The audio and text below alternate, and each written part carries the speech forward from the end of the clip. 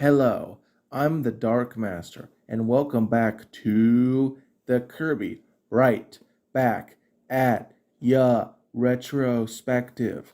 And in today's video, we shall be covering episode 25, Like Mother, Like Snail, / Escargoon Rules. Or, as it's known in the Japanese original, Escargoon in Mother's Eyes.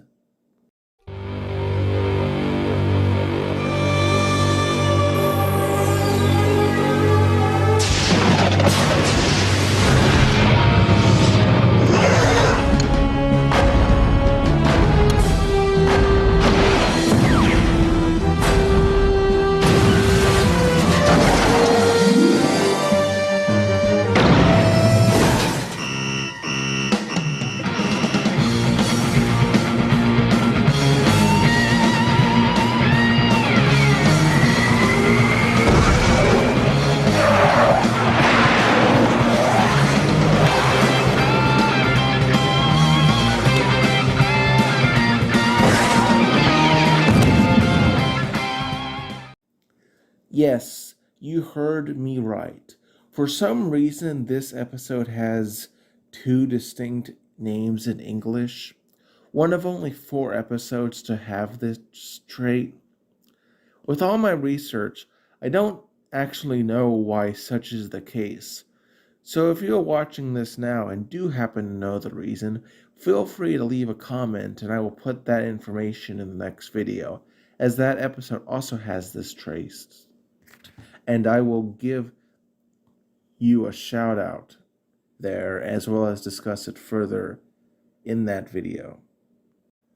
Regardless of the name, this episode was released in Japan on March 23rd, 2002 as the 25th episode.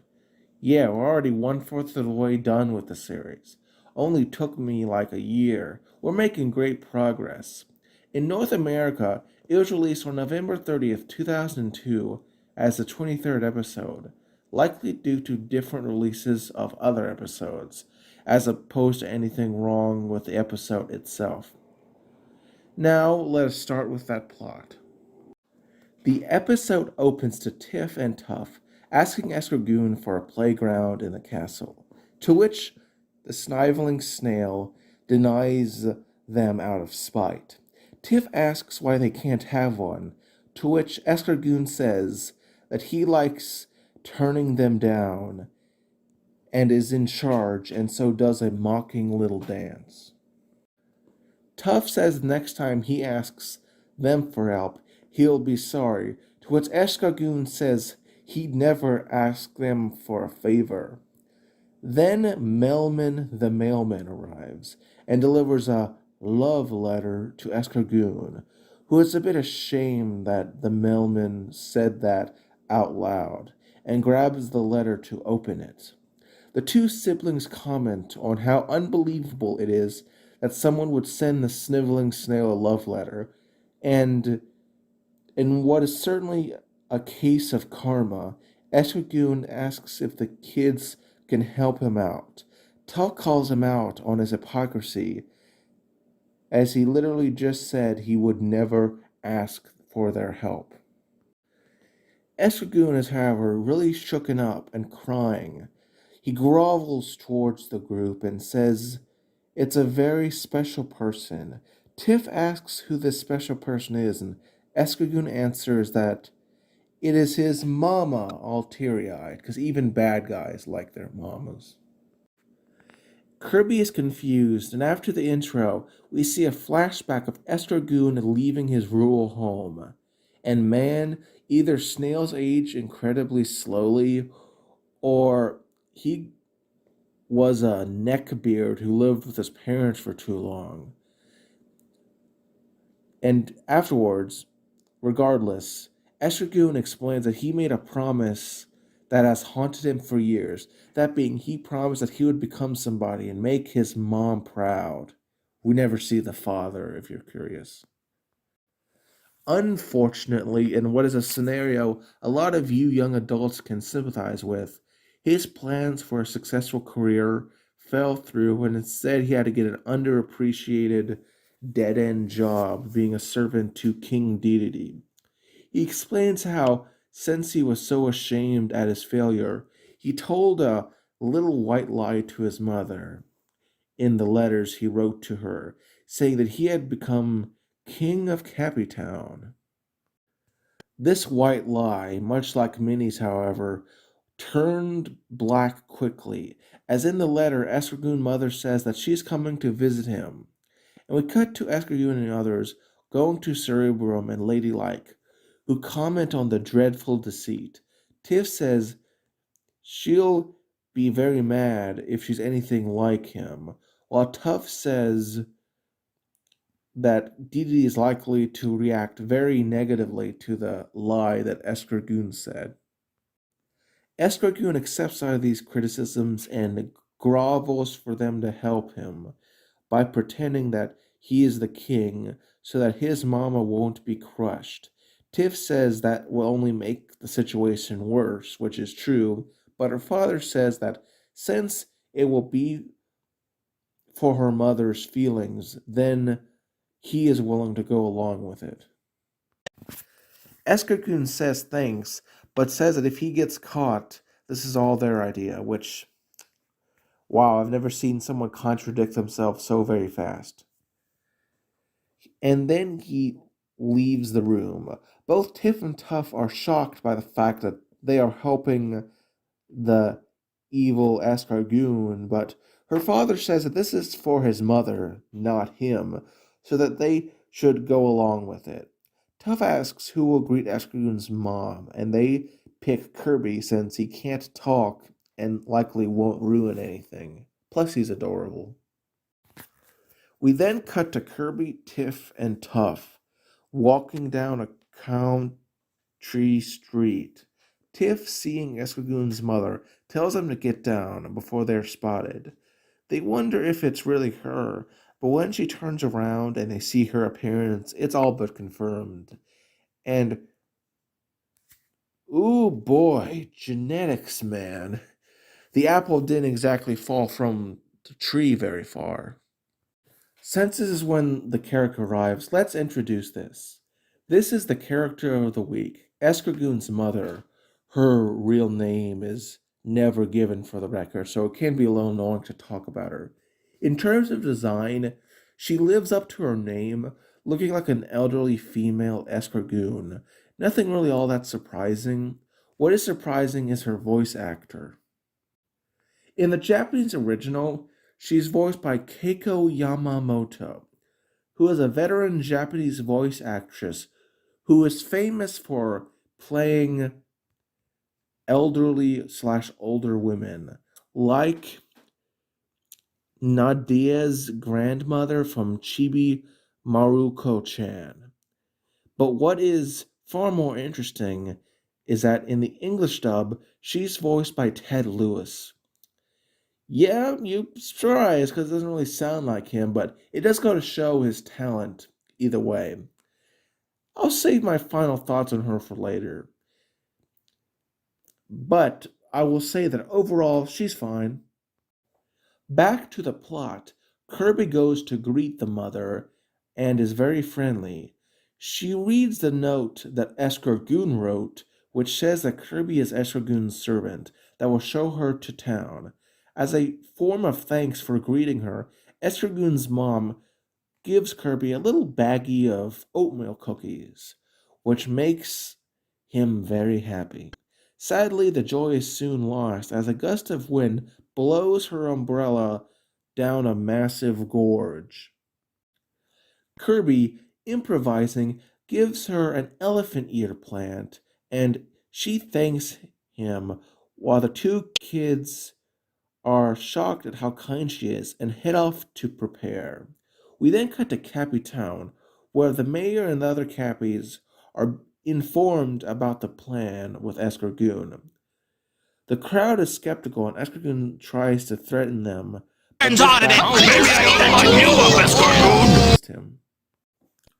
Escargoon changes his tactics and begs humbly for their assistance, while Sir Ibram says they should give it a shot, as it's just for one day. The mayor and the other cappies feel sympathy for his mom and so decide to play along.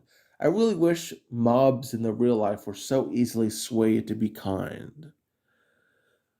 Just then, Tiff and Tuff arrive and inform them that Escargoon's mother is on her way. We then cut to the Cappy celebrating the mother's arrival. Here we also see the first of only a few changes between versions. In the Japanese original, the banner reads Welcome Queen Mother, whereas in the English dub, all that text was removed and it's just a PNG of Escargoon. Two things. One, the CGI here is horrible. Just have someone draw Escargoon. You don't have to take a picture of his CGI model, which is overall fine, but in this instance looks kind of off. I mean, what the heck is that? The other reason is, in my opinion, something that's complete BS, being the reason why this was changed. So apparently, this change occurred allegedly because the term Queen Mother can, in some contexts, refer to the traditional female leaders in West Africa. There are a few problems with this. Firstly, the actual importance of Queen Mothers in West Africa is very diminished even before European colonization happened. They were slowly losing relevance as kingdoms were rising up in power. Secondly, West Africa is large, and so to say that all of them had some form of queen mothers is a horrible generalization. Third, 4Kids is infamous for not caring at all about other cultures, so why would they change it for specifically that reason? It seems inconsistent of them. And fourth, West Africa has far bigger problems than text from one episode from an obscure anime based on a video game that has not aired in over a decade. Also, they still refer to her as Queen Mother in voice, they just don't do it in text. So they didn't even fully remove all references that could be considered offensive. That's just a waste of time. Escargoon's mother is quite stoic at the whole affair, as we see the entire town praising her arrival, with even Waddle Dees participating in it. We see Escargoon being driven by Sir Ibram to greet his mother. He's, of course, excited to see her, and everyone comments on how similar the two look. He mumbles his speech, much to the chagrin of Tiff and Tuff, while his mother lambasts his poor, slouched posture. She says, much to Escargoon's embarrassment, that she always tried to stop him from slouching, but he's always been a sloucher. He asks her please not to do so in front of his subjects, but his mom, being assertive, tells him to pipe down. As we cut to a wide shot of the crowd laughing at Escargoon's expense. Indeed, the laughing is so bad apparently it caused an animation error, as we see Escargoon's mouth is clearly not drawn. Escargoon then invites her to a tour of his kingdom.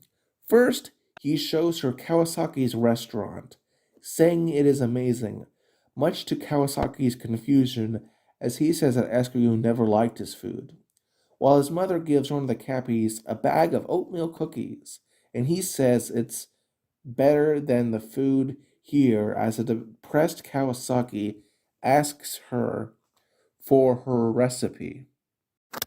We then see Curio's shop as Escargoon says he's a distinguished archaeologist, to which his mother says that he ought to get him his own museum. Escargoon laughs at the very idea, while Curio depressingly sighs at the sad state of scientific funding. Another thing that I think a lot of people can relate to.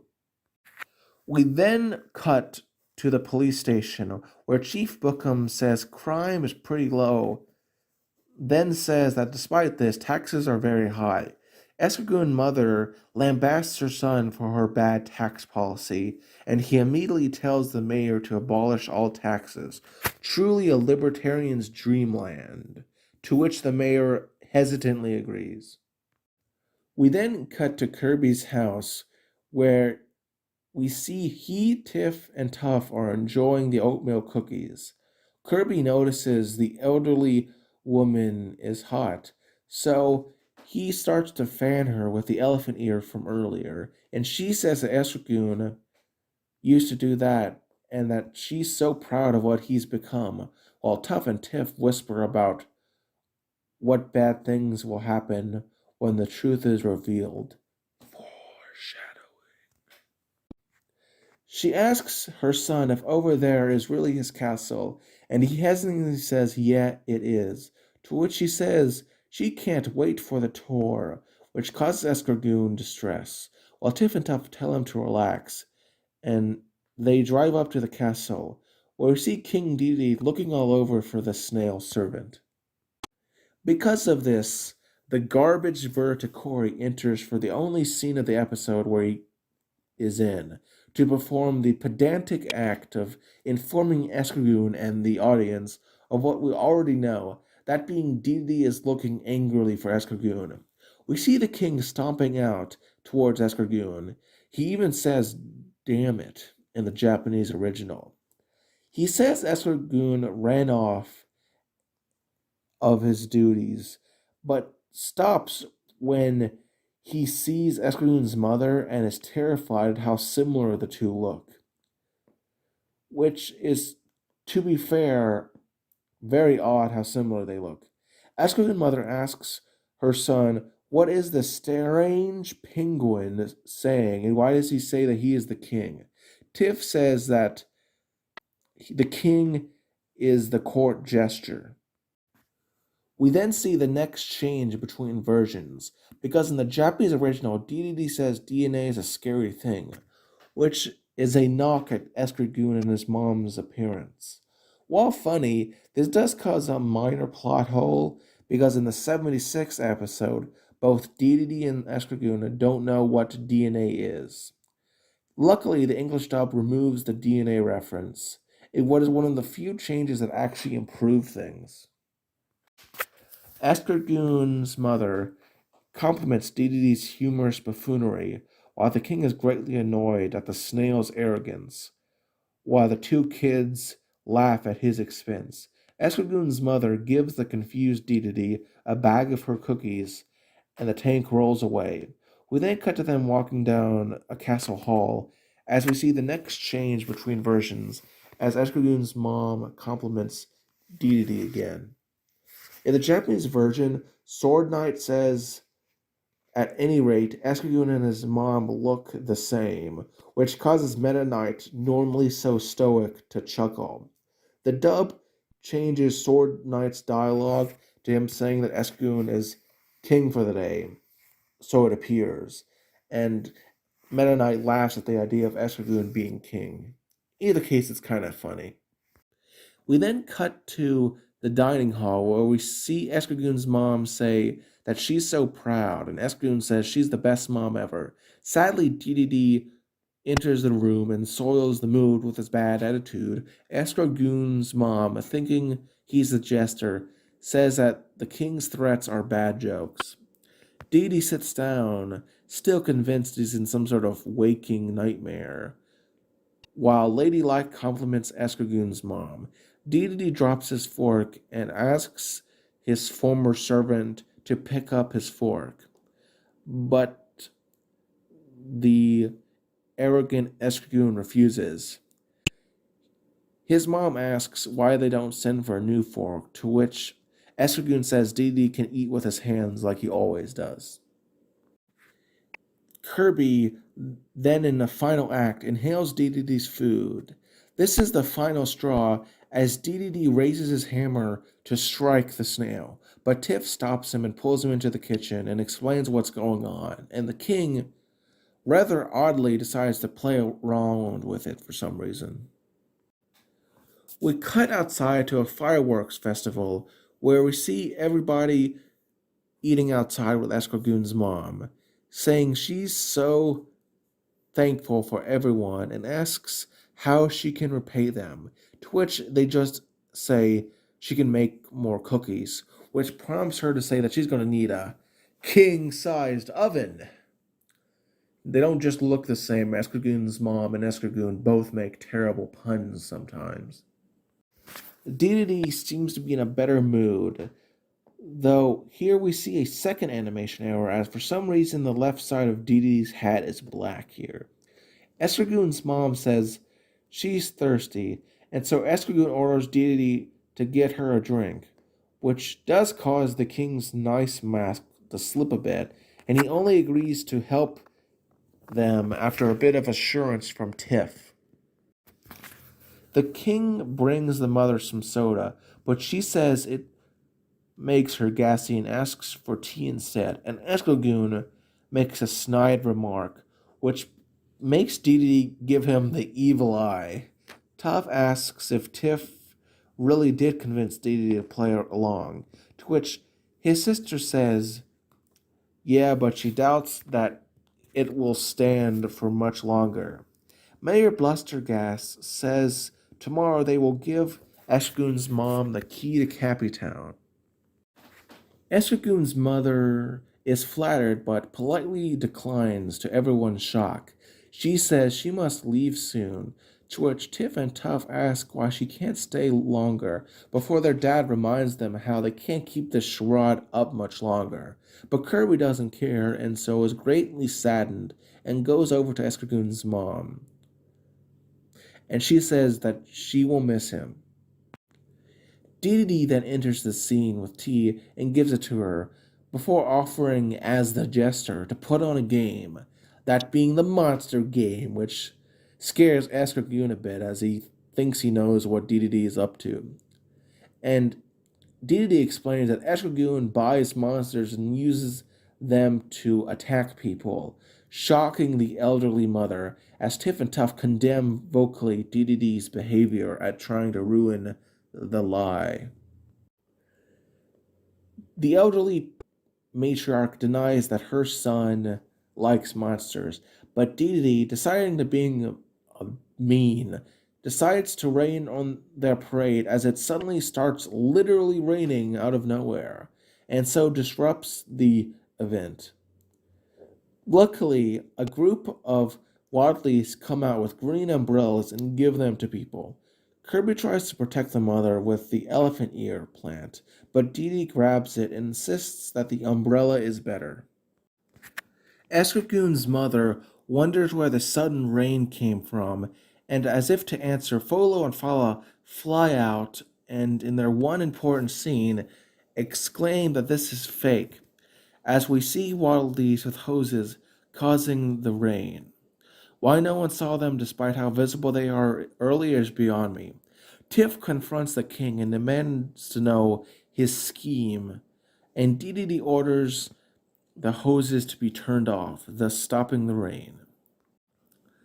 This causes the umbrellas to open their singular eye and activate, as they envelop those holding them, as Dedede introduces these drifters as the monster of the week.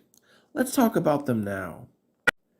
Drifters' first and only appearance in the games was Kirby Dream Land 2, where they are these green single-eyed umbrellas that chase Kirby until they explode. Actually, not all that interesting if we're being honest. In fact, in the same game, there's even a far more interesting umbrella-themed enemy. The only thing that's really of note is that they're vaguely based off the Kaza Obaki, a Japanese yokai that resembles an umbrella with a singular eye. In terms of their appearance to the anime, they made the transition pretty much unchanged, except for the addition of a purple handle, which is a utilitarian addition that actually kind of improves their design a bit. Having no mouth, they are silent without any voice actors, and that's pretty okay. They're meant to be more of an object animal. Overall, fine if a bit of a bland design. Escargoon Mom and the others manage to force the drifters off them as the king laughs evilly, and we have a commercial break. Escargoon's mom lambasts his son for his apparent tyranny, Escogun tries to explain but accidentally reveals the lie, much to everyone's chagrin except Dedede. Dedede laughs at his lackey's suffering as Escogun admits to lying, saying he only did so as to not disappoint her.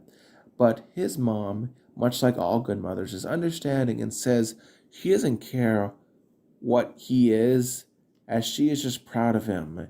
In fact, the Japanese original says she already knew this was the case and just wished I love you, Mommy! Everything's all right now. The English dub, she says he'd be a much better king than Dedede. In either case, Dedede, offended at this remark, sicks his drifter army on Escogun's poor mother. Escogun puts himself in front as a shield as the drifters close in, but not wanting to see anything serious happen, Tiff tells Kirby to do what he does and suck up the drifters, and after eating 4 of them, he becomes...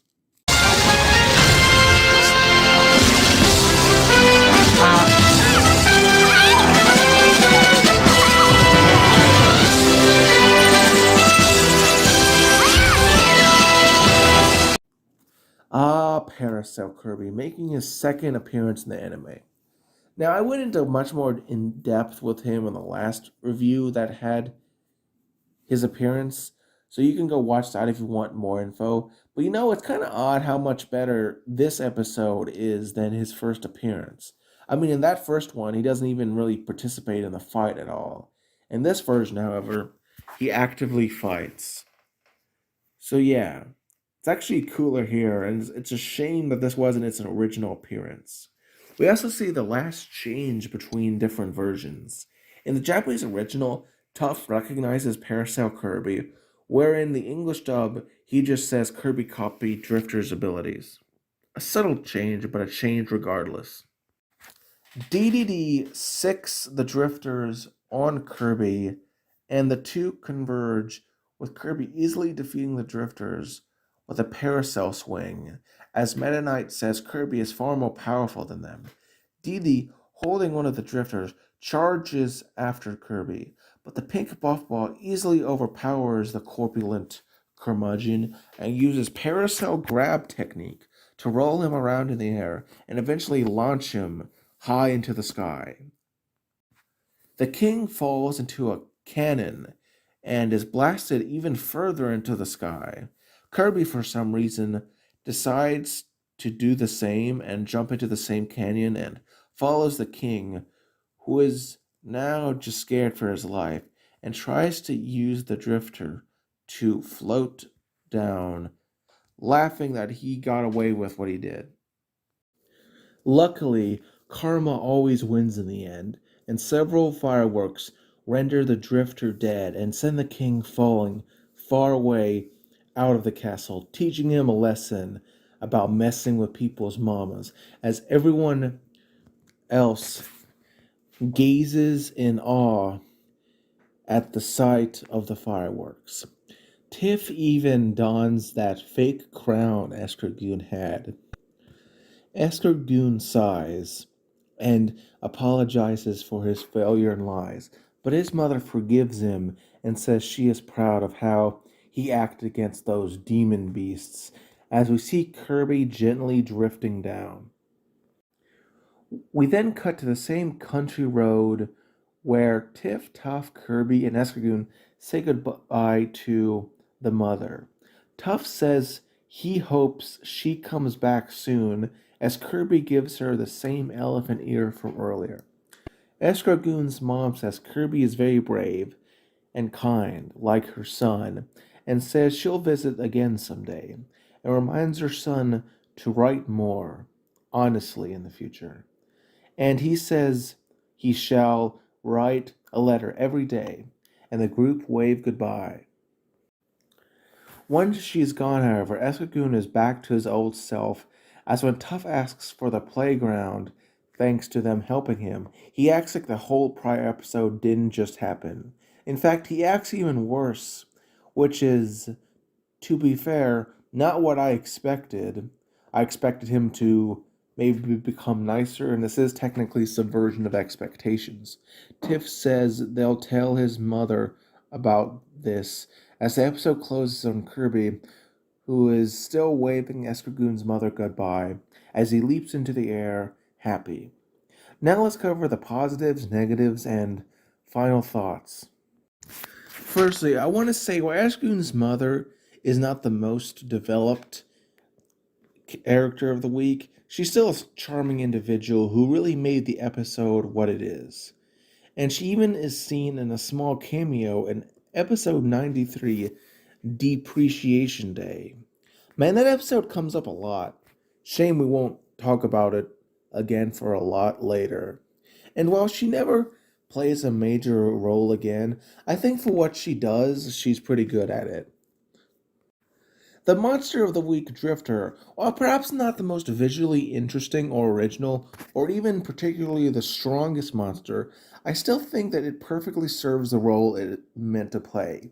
They were bought to harass Escargoon, not so much to actually fight Kirby, so them being pretty weak is perfectly acceptable. Also, can I just say, this episode utilized Paracel Kirby far better than its actual initial appearance, and it's a real shame that Paracel Kirby wouldn't appear again until much, much later in the series. I do think that this is a really well implemented, because in this case it's used in like a combative role. Beyond this, I think the episode's theme of how lies are bad and how they can lead to greater problems in the future is handled really well. It shows how Escargoon's lies backfire miserably. Even when they do at points seem to be a little successful, they always inevitably go bad. I mean, if he hadn't lied to his mother, this whole situation wouldn't have occurred, and if he didn't lie to Dee, yeah, sure, Dee might still have been mean to him, but I don't think he would have spilled the secrets as readily. Also, aspects of this episode are just so relatable, I think, to most people. Whether being stuck in a dead-end job, feeling unsatisfied in life, or contemplating the underappreciated sciences of the world. The truth is, there's just so much that you can relate to in this episode that even though its plot is not necessarily all that original, it still leaves an impact, I think, to someone who watches it.